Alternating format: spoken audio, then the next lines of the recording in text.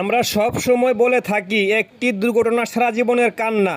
সামনে একটা ভয়ঙ্কর মর্মান্তিক অ্যাক্সিডেন্ট হয়ে গেছে, একটা ট্রাক একেবারে উল্টে গেছে। যদি আপনারা ভিডিওটা একটু লক্ষ্য করে দেখেন, একটি ট্রাক সম্পূর্ণ উল্টে গেছে, চাকাগুলি একেবারে উপরে। হাইওয়ে একটি রাস্তা, এই রাস্তার ভিতরে ট্রাকটা দেখুন কিভাবে উল্টা গেল এবং ছোট্ট একটি পিকআপের সাথে ধাক্কা লাগা এত বড় একটি 12 টনের ট্রাক উল্টা গেল। ঠিক আছে, তাই বলি রাস্তাঘাটে যখন গাড়ি ঘোড়া চালাবেন একটু সাবধানে চালাবেন, কারণ একটি দুর্ঘটনা সারা জীবনের কান্না। তাই একটু সাবধান হওয়া অত্যন্ত জরুরি, কারণ যে কোনো অ্যাক্সিডেন্টে আপনার প্রাণ অবশ্যই যে কোনো মুহূর্তে যেতে পারে। ঠিক আছে, তাই বলি সাবধানে গাড়ি চালাবেন, রোড গার্ড দেখে শুনে গাড়ি চালাবেন। আমরা সব সময় বলে থাকি একটি দুর্ঘটনা সারা জীবনের কান্না।